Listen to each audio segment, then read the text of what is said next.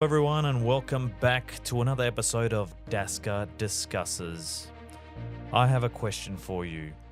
Do you remember a time when gaming didn't happen online? It happened right next to you. Do you remember that? Well, I'm going to be talking about a game that did that. A video game that wasn't just a game, it changed gaming forever. You know what that is? It's this.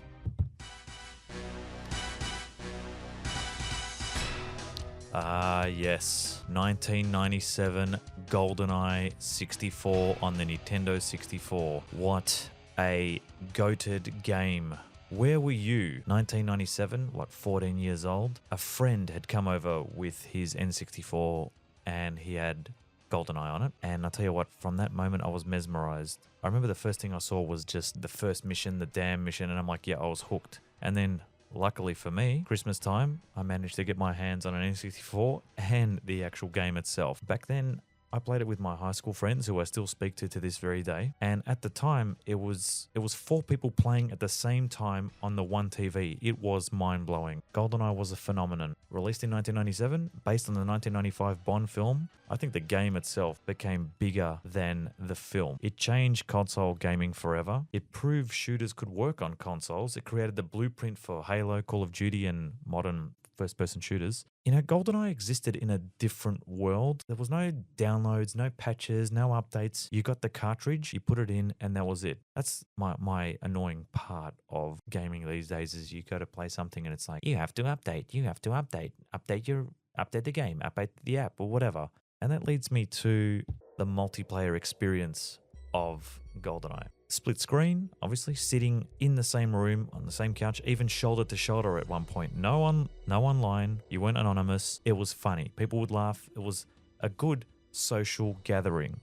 The key rules that we had when we played GoldenEye, no Oddjob, no one could pick him. The only mode we played with my friends was heavy weapons and sometimes mines, fighting over who's going to be player 1 and player 2 because you got the top half of the screen. This was social interaction. This wasn't just gaming. It was to the point where everyone in school wanted to play this game, and there was only one way. If you or you knew someone who owned an N64, I chose the N64 route. The first game I ever got was GoldenEye and Top Gear Rally. My top 5 multiplayer stages were probably number 5, Facility. We knew that map so well. I'll just go through actually 3, not 5. Complex. It was a bit strange, but everyone did like it. You could disappear and then suddenly reappear. Temple was the best. Perfect size, balanced layout, constant action, open spaces. We used to shoot the body armor so that no one else could just camp and get it. So there was camping back then.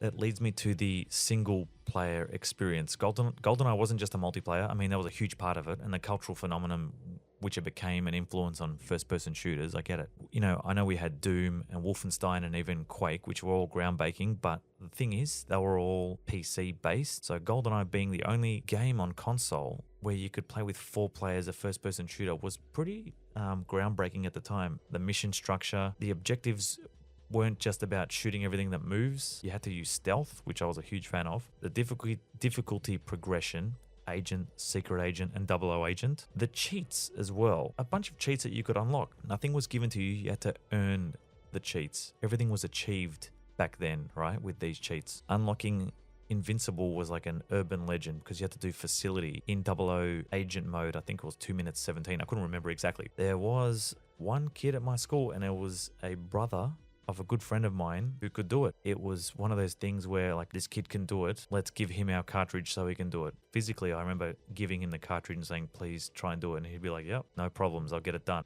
My top 3 hardest missions on 00 mode, Aztec, Unforgiving. The first room was impossible to get past, those double-wielding laser guys and Jaws. And the emotion I got from that was pure stress because you had just unlocked this level when you finished Secret Agent mode. That first room was impossible to get through. Second was Caverns. It was a very long mission and there was no save points back then. You die in the middle of the map, middle of the mission, you're dead. You have to go back to the start. It was just mental exhaustion because especially in 00 mode, you had to do the other objectives too at the same time. It was a big slog, and I think mainly it was one of the hardest missions because the mission was that long and annoying and everyone had bigger weapons that it was difficult. Number one was control, protecting Natalia. I tell you what, the AI back then for NPC characters, she just got in the way a lot of the times. And the fact that there was all the sentry guns and the actual enemies were just, what did they have? The Deutsch, those machine guns carrying them too. But then the whole procedure of Natalia hacking the GoldenEye computer or whatever, and then you have to protect her. Only now that I've read on Reddit that there are other ways to do it from the second level or whatever. But back then, how are we going to know? You didn't have the internet to go check things out. You just had to sit there. And I remember trying to unlock the, infinity ammo cheat on Secret Agent. It took me so long, and that was only on Secret Agent. And then when I finally got to 00 Agent, because I had practiced so much on Secret Agent, I managed to pass it. But Control was definitely, I think, the hardest mission. My favorite stages, top 3, Facility, the music, the layout, Dr. Doak, and the drama at the end. It's timeless. I just love Facility, the music, everything, the layout, and it just felt like you were in the movie, because if you had seen GoldenEye, it's very, very similar. And obviously the people that made the game, I've read that they went and actually visited the movie set. Second favorite is probably Bunker 2. I love stealth. I love sneaking around. It was the opposite of run and gun. It was the opposite of like just sitting there shooting everything. It was actually, you had to be quiet, and you had your knives, and you had to use the watch to get the key. It was really cool. And it was like one of the first proper stealth missions that got me actually interested in stealth games, and that led to me getting a PlayStation and me playing Metal Gear Solid and then Splinter Cell down the track. My third favorite stage was, a lot of people don't like this, but Train. I really like it, and I think it's really underrated. It was pretty difficult on 00 Agent mode, but I reckon this trained me for future first-person shooters. Again, it felt like a movie scene. It was unforgiving, but it was epic. And again, it felt like a movie at the end when you had Oromov and Xenia, and they've got Natalia there, and you have to make that shot, and then you got to use your watch to get out of the train as well with the laser. That was pretty epic, and I'll never forget that. Let's talk about the soundtrack, shall we? If I had to go by, well, one of the first ones is this. And you know straight away when I play it, if you've played GoldenEye, this is ingrained in your memory. Now, it may not be the best song, but you know that it's Damn, and it's the first mission of GoldenEye, the first time you ever picked it up and played single player. And if you could just remember, close your eyes and remember the time that you had the N64 controller in your hand, and the camera sweeps around that tower, and you hear that, you got the Silence PP7 in your hand. You take out the first guard when you go left, then you take out the guy in the tower, you walk up the stairs, pick up the sniper rifle, etc., etc. It's like ingrained in your muscle memory. That's what I'm trying to say. It's in your muscle memory. And this song, it's just pure GoldenEye. I know I'm saying it's memorable because of the fact that it's the first mission. It's still a good song too, because it had the James Bond elements in it as well. Now, the second song that in my top 3 is this. The Bunker 1 theme. The way this starts. Now, I play this in my classroom as well sometimes. I play the whole soundtrack in my classroom because it's that good. But this is a banger of a track, seriously. And the way it kicks in, man, how good was GoldenEye? Seriously, man. Like, just while we're listening. Now,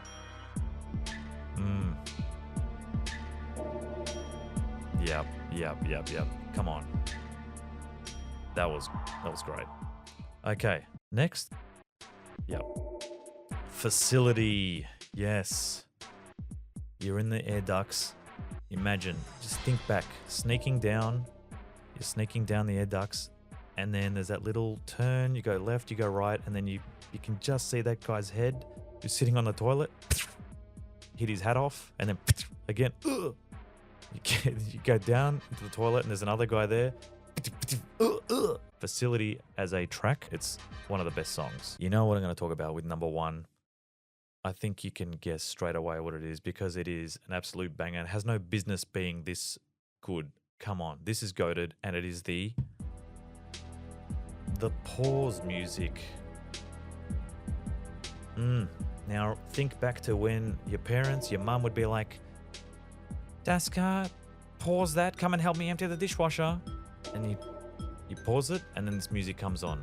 And you just stop, you're like, wow, how good's this track? What made GoldenEye so special? It wasn't just a game. It was all of us in the same room. It was friends in the same room. Shared experiences, shared memories, the sleepovers, the pizza, the soft drinks, lollies, staying up all night, trying to explain it to this generation or someone who didn't grow up in that generation.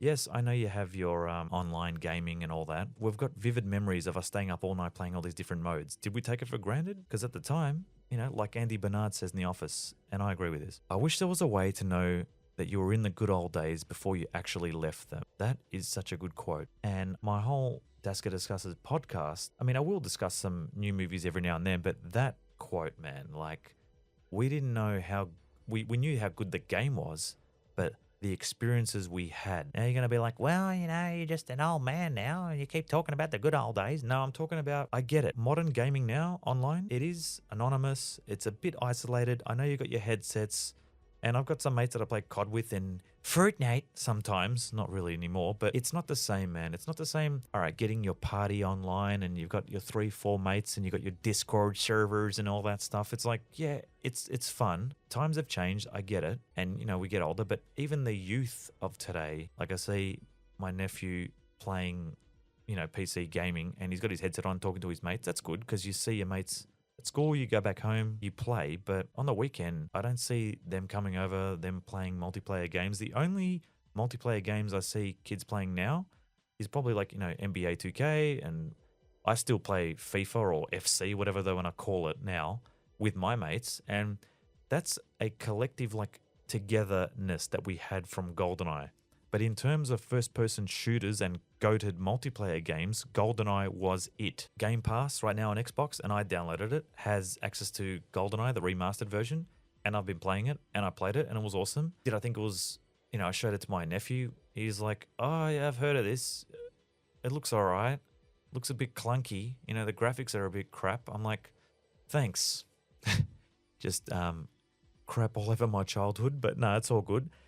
The thing is, you can download all these new games, and we know we're all pumped for GTA 6, which we are, yeah, and you can download Call of Duty and get your Game Pass and get your whatever, like all the million things that they make you buy, but you can download GoldenEye, but you cannot download being in that era, being 14 years old or being in the mid to late 90s, sitting with your friends. You can't download sitting next to your friends. You can't download everyone grabbing a controller, playing the same map. That moment has gone, and that's why it matters. GoldenEye was human. It was never about winning. All right, winning was great.